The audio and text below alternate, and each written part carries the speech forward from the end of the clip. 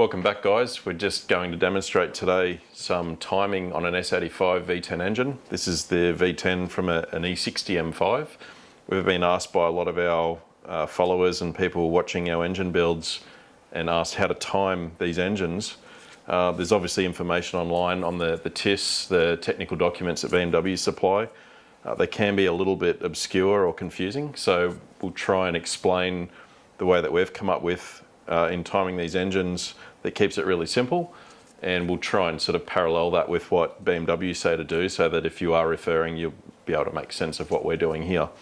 So what I've got here is we've got most of the equipment ready on the engine to finish the timing. So if you guys come in here, I can show you some of the hardware we've got. You've probably seen these before. It's just the cam locks. We've got an exhaust and intake cam lock for bank 1, the same on bank 2. And down the front of the engine, there's just a locking pin here, which comes down and locks onto two different positions on the crank pulley. One of them's top dead center, and one of them's 39 degrees, Tony? Yeah, 39 degrees after, yeah. Yeah, so what I'll do is I'll let Tony explain how we set this engine up as we see it now, and then how we complete the timing, and just explain a couple of the adjustments that we have so that you guys can make sure that your engine's in the range it needs to be before you start locking everything up. So Tony, why don't you show us here what you've put on the engine and just the logic of where everything's positioned at the moment? Yep, that's good. So I've set the engine up now to simulate a condition where you had to replace a camshaft, and we've just picked an exhaust camshaft in this instance. And so therefore, if the camshaft comes separate from the advancer hub, we've got them separated. So one of the things that isn't really clear in the documentation is what do you do in this case. It's clear when you're reusing camshafts with hubs, you don't separate the centre bolt from the camshafts that the hub are together. So you haven't got to. So these bolt onto the end of the cam, there's no keyway or position. No. They're just infinitely variable, so you can put that anywhere and tighten it down, right? In theory you can, yep. But you've got to be careful because this is this gear is, some of you might be aware, this is a typical split spring type anti-backlash design of gear. So this they're separate gears, and there's a little spring in there, and the idea is that when it's engaged, because it's a spur gear, you're going to get some kind of clashing. The countering of the teeth actually lock onto the other gear to eliminate that backlash. So it's an anti-backlash design. But there's a problem with that. If you remove it without locking the spring in position first, then you'll need another special tool to actually clamp it together to get it to actually engage in the other gear.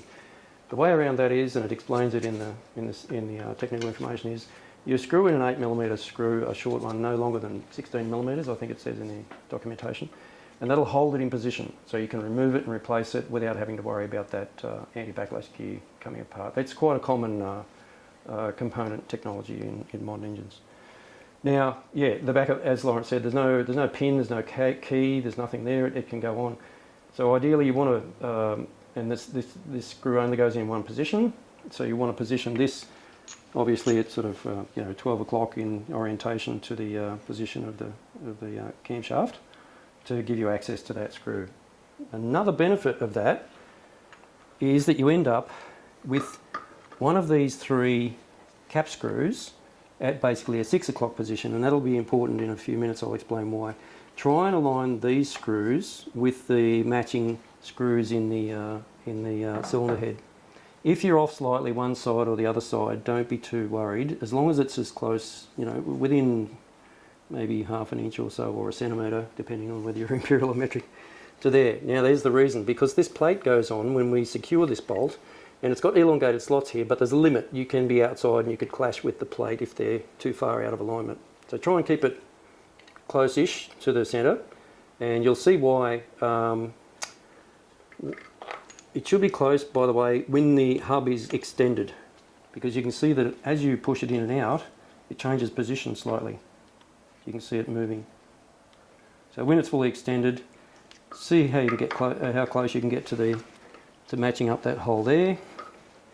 And then because you've got a pretty tight sort of a meshing with the inlet cam there, when you align the hub into the camshaft, it's not just going to slide in easily.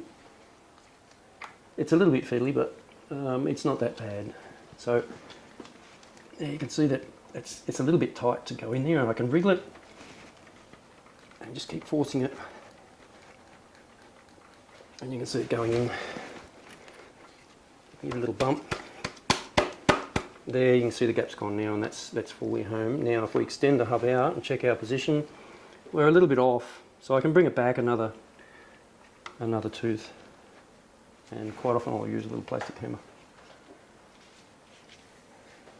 Just give it a little bit of help. So I'm going to go one more. Yeah, that's a good spot. Make sure I'm lined up here. And then tap it back in again. So that's giving you a little bit of resistance, isn't it, Tony? Because these gears are, I don't know, maybe 20% not straight, and as you put them on, it's just finishing that spring tension, and now that's perfectly in line. It's eliminating the backlash. Yeah, that's the idea. And when you take this off, it makes it a lot tighter. But you can see I could get it on there by hand. It's just that I just like to use a little hammer there. How are we going now when I pull it out? It's pretty close. It's pretty close to the... So that would go on there easily. Yeah, you can see how long the slot is. Yep, and that's what that good. does. Yep. So, and then you replace these bolts if you've got them out. They're a stress bolt, so they're a torque to yield bolt. So replace the bolt, and that's it. So seat the bolt, bring it in, so that you're happy, just by hand a little bit, and then check your movement of the hub itself, that it's sliding in and out. Now, you'll notice that in the instructions, in the technical information, when you're doing this, you should bring them both out. This one's still locked, by the way. This one's just as we saw, and you should the screw should come all the way to the left-hand side of the slot from your view there, and you can see this one does. This one doesn't. It doesn't go all the way. Don't be too worried about it. The main thing is that when you tighten up these screws, that you are somewhere in the travel of the slot. The main idea is to get it right over there so that you're not bottomed out hard up against the other side. But when you tighten these screws up, the actual position is probably about, it's in about that far. You've still got plenty of movement there from the slot, and we'll get to that next as we put the hub on. But first we're going to secure the bolt and tighten this up. Now to tighten the bolt up, you've got to have these bridges on, which we've already got. Now Lawrence has just pointed out that we've got these in position, and these have to be on the right way so that the actual etched numbering on the cam lobe, on the camshaft, is facing to you. If you can't see A1 to 5 or E1 to 5 on the top of the camshaft, well, you're in the wrong position. Just a few things about the abbreviations. The E1 and the A1 are German abbreviations. The E is for Einlass, which means inlet, and you can see the E on the bearing cap here as well. And you can see the A down there. The A stands for Auslass, which is exhaust or outlet. And the other one, just the other abbreviation that you'll see in the documentation, or sometimes, or even actually sometimes on the dampers, you can see it's might be hard to see on the camera, but there's an OT on that position on the damper there. I'm not sure if you can focus on that. It's another German abbreviation. It stands for Oberer Toppunkt. It means the utmost dead point, or top dead centre in English. You can see the relationship. It's quite close. OT is Oberer Toppunkt. I've seen some people mistake that for meaning they thought it might have been 10 degrees, but they've stamped it wrong and they've made a false adjustment. But anyway, all right. So we take the bridges off, and you can actually see it's a part number, and then you can see after there's a slash E1 after that number, 879/E1, if that comes up, and here's 125/A1. So Einlass 1, Auslass 1, or 1, Einlass 1, Auslass 1, intake 1, exhaust 1. And that's bank 1, isn't it? Yeah, this is still, BMW firing order is from 1 to 5 down on this side of the engine, and then 6 to 10 down from that side of the engine there. On the other side of the engine, it'll be E6 and A6 on the other camshaft, and that's clearly side identification. So I'll put the bridges back on. So So there's a hex here on the camshaft. If you need to turn the camshaft to get the bridges on during setup, you just use these hexes here with an appropriate spanner. Each of the bearing caps is marked similarly to the front here, so you can see stamped in A1, A2, A3, A4, A5, and E1, 2, 3, 4, 5 on the caps themselves.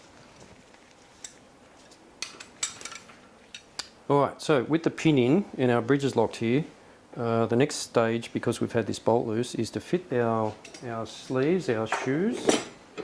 So now with our hubs extended like so, you can see one's got a thin edge and the other one's quite thick. You can see the gap difference here as well, so they are handed. So this one goes on this side and it slips in here, locks in place. The other one, yeah, the other one can go on there, it can go in.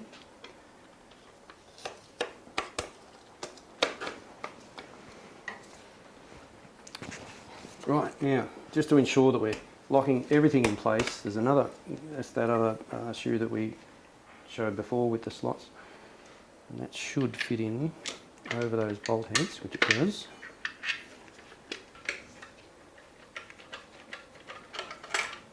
That's just sandwiching everything together and holding it in place. That's all what that does. And nothing can turn now because we've locked it here, we've got our pin in, we've sandwiched our hubs in place. So now we're locked in there, Tony, front and rear, they can't move back and forth anymore. If we take one of these right out, that's just then to demonstrate that so long as we can get all our bolts in and the slot is in a position so that every bolt can go in and that there's no thread behind here, once we tighten these up, this makes this one piece essentially. So it doesn't really matter where that slot is. People worry about it having to be one extreme to the other. But because now this won't move anymore and we tighten these, that then locks this plate to this. Yeah. And it's as good as being, as long as it's in that area, we're okay. Yeah, as long as like when you're pulling it right out, they should be close-ish to that end of that slot. Like I said, don't be too worried if it's not. This isn't the lock-up position. They'll actually go a little bit further back later. Oh, okay, right. Because we're actually going to put the Vanos unit on. So we do need a bit more travel in that slot from where we are now. Yeah, okay. From where we are now. So we're not there yet, we're almost there. But yeah, that's exactly right. If you've got plenty of slot there on the left still, you're going to be okay. You'll see it after you tighten them up. You can actually see the slot still and you'll get an idea that you're still okay. Okay. Right, now we're going to tighten up the centre bolt.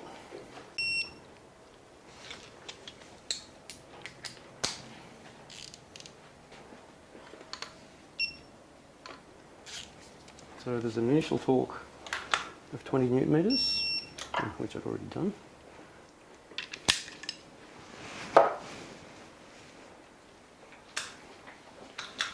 So I'm just going to make our line to be our 180, and we're going to go straight across, and it's going to line up with roughly this screw over here, and that'll be our final torque screw.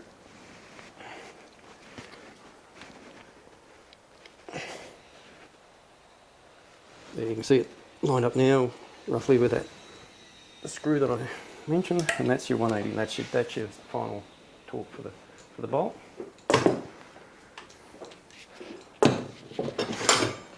Right, so now we've secured our centre bolt in place.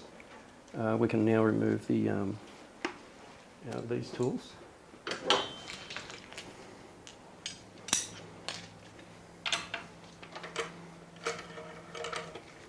I'm just doing this once on this side because we've already done it on the other side. This was just for a demonstration. So this can come off now. That one, okay. Now you can see we're still moving everything in and out. And then the next stage is to fit the Vanos units. So we'll fit 1 to 5. Gasket. And we might just put a little bit of sealant on this gasket. So this is the adjuster unit for bank 1, and the way we can tell is because it has cylinders 1 to 5 here,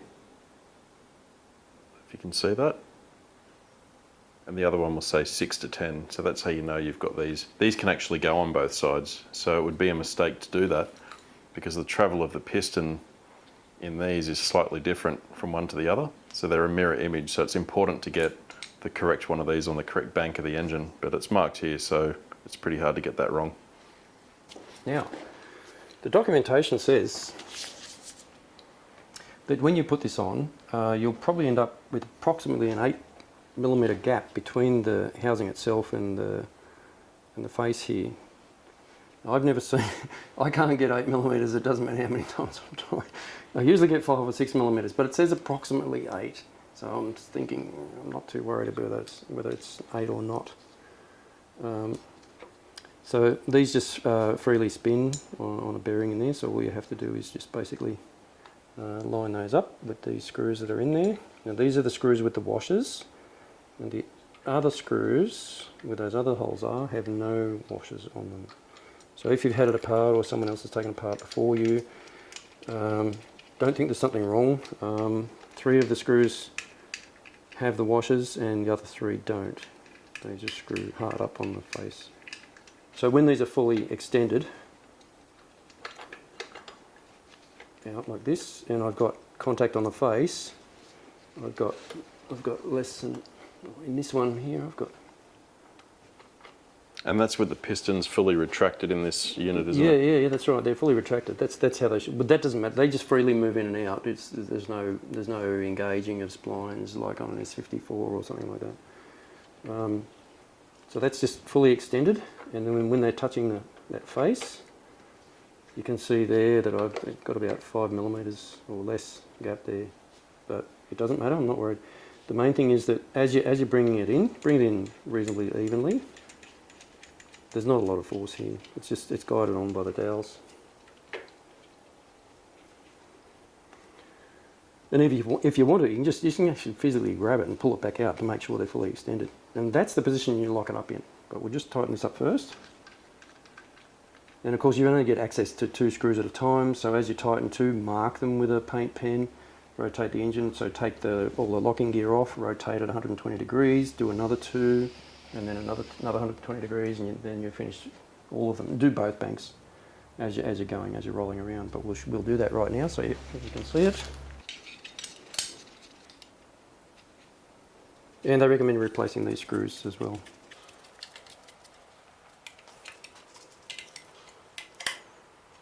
So I like to follow all of the torque recommendations that are listed wherever I can. And for here we've got 10.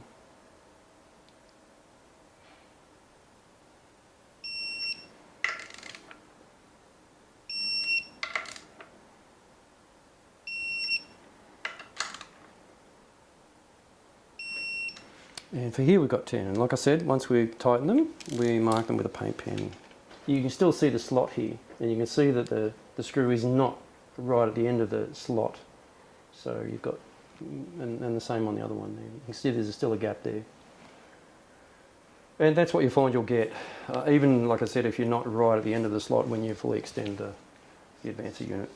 It's good to just have a look at that and see anyway that you know you're safe if you're worried about that.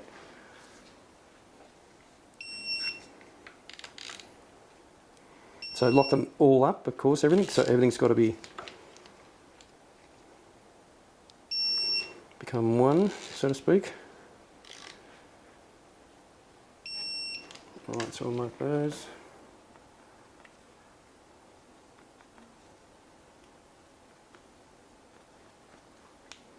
Good. All right, so now we're going to turn. We've got a screw.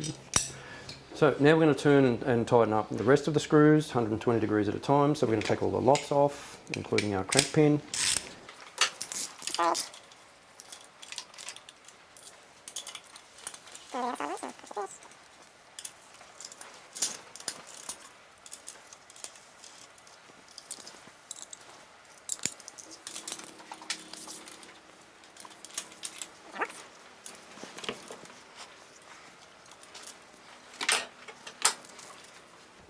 Alright, so all we're going to do now is turn so that we can see another 2 exposed, fit the other screws, and then tighten them up.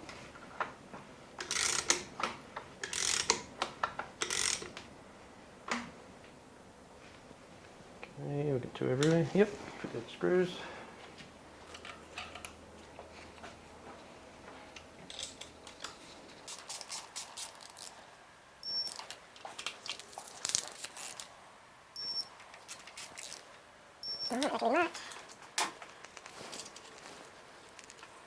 Last screws.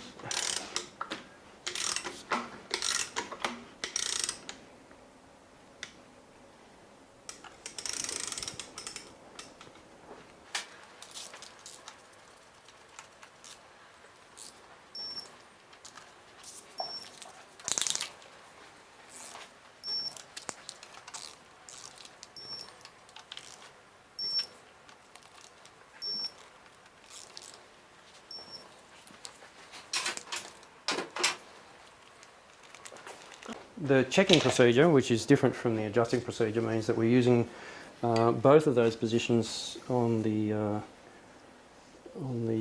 damper. So we've got to wind around until we get our marks up again on the camshaft. So we're coming up now. Coming up now, you can see the marks coming up.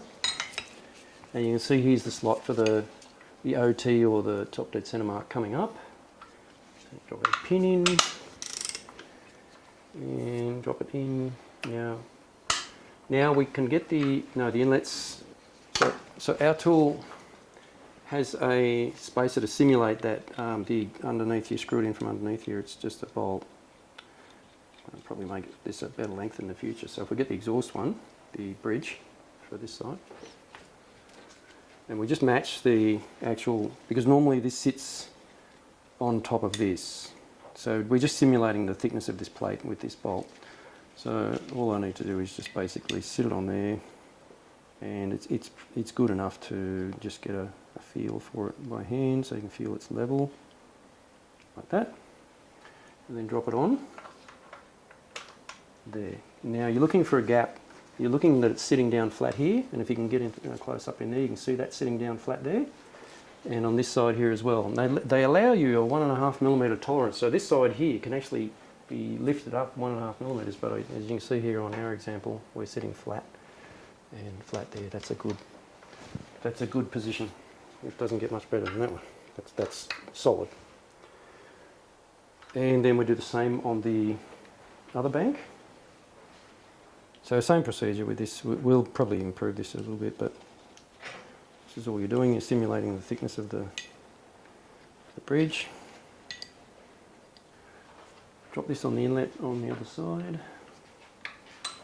There. And we're looking to see again that it's sitting down on the cylinder head here, where the bolt was, which it is. It's down solid. And the other side here, also sitting nice and flat on the cylinder head, so that one's good. That's another good one. Now for the exhaust, we have to turn the crankshaft. We don't check it in the same position. So now we turn it to the next position, the 39-degree position, which is the next slot.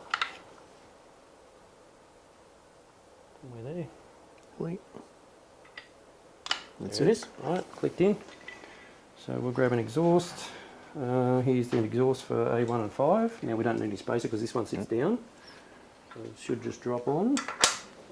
And it should sit nice and flat on both surfaces, and perfect. It does. Here's our other bank, the other bridge, the A6 to 10, and we'll drop it on the exhaust, down. So flat on the head on both sides there, that's good. And that's about it. The next stage would be then, okay, these units haven't got the solenoids fitted, that's why we could pull the pistons in and out nice and easily. There's no restriction there. And of course the oil supply in here, and that's basically done. I think on this side there's a couple of brackets. We might have to remove one or two of these screws because there's a couple of, I think, cabling brackets that go on here later. Yeah, I think there's some ancillary parts that go on, but it's no big deal. We're just going to take what's required. Take one at a time out, yeah. To go out there. But the main thing is, you know, we're on, solenoids are going to go on. This is timed, they're all marked, they're all tight. It's all spot on, and that is how you do it. And when you do that Vanos range test in the car, it'll pass it. Yeah, well, this engine's destined for a conversion that we're doing. It's not going into a standard E60 M5. This one's going into an E46 M3, which is out in the shop at the moment. We're doing some other work to prepare for this to go in. This is getting a custom oil pump and some arrangement put on. You may see some photos of that go up in our social media as we progress with that build. But this engine's going into an E46 M3. This will run an aftermarket computer, so we won't get to run the test on this one. Oh, can you somehow integrate it in? Well, we're going to run a Motec M150 at this stage, so we could probably write a table or have a table written to test the limitations of the unit and be able to give us a fault code if it goes outside of that range. But we know this works. It works. We've done it plenty of times before. So, and like I said, it just all fits in nicely. It's just that the procedure is a bit confusing. It's not that clear, but that is, including having the unit off. We went through that, with the bolt, and then with the slot issue. Don't be too concerned about that. We have come across a couple of hubs that have been slightly different to what we have seen in the past. That was with the spring that was going the other way. Yeah, so we've seen revisions of the spring orientation has been backwards internally in here. Don't pay any attention to that if you see it. It's not a problem. We thought maybe it meant something, but it doesn't. So I guess in summary, Tony, we've got two positions on the crank pulley. Mm-hmm. Top dead center. We use both cam locks when we're setting up the cam timing to the crank. And then after we've installed the hubs and tightened those down with the... And the Vanos unit, yep. 2 bolts at the top and the single bolt near the bottom, we then use one cam lock at a time to do the checking procedure. With the two positions, yeah. And that'll tell you if it's right or not. And that worked, you could see how easy that worked. So top dead center, intake should drop on, and 39 degrees, the exhaust should drop on. Yep. That's our checking procedure. Once everything's tight, you can rotate the engine a couple of times and make sure that nothing touches and that everything feels okay. These will probably pop in and out, but you're all good to go now and finish putting the engine together and run it. I'll just do that. You'll see them clicking and clacking as they walk in and out, because we've got no solenoids in there. There's no pressure holding on the pistons. So, but you'll see that they click and clack. Yep.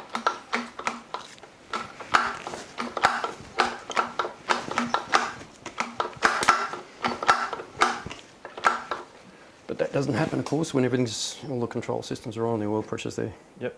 Terrific. Yeah. So if anybody's got any other questions about any other variables or differences, let us know. We can probably answer those as well, because there could be a couple of things that we didn't consider or go put it in the comments below if there's anything that you want to know specifically or something that's confusing that we've said. We're happy to clarify it. We'll try and demonstrate another one of these engines going together from the beginning. We've got a couple more of these to build for other customers. So what we might do, Tony, is try and show our reconditioning process on an S85 on one of the next ones. We can go right through from the Aliasil, conditioning of the cylinders and the clearancing that we do on the crank. And if customers want the options for polishing of the crank or coated bearings or the WPCs, we've done all that. So it's up to the customer what they want. Yeah. So we've had success. Yeah, we've got one in a car now that's running beautifully, and we think it's the way to go with this engine. It spins to 8400 standard, so it's the less friction in it, the better. We'll go through all that with the next build, with clearancing and everything that we do, and hopefully that'll work for you guys. Yeah. So thanks for watching, and just ask if you need any help. Hopefully that clarifies things a little bit for you, and we'll keep bringing these to you as much as we can. Cheers. Thanks. Bye.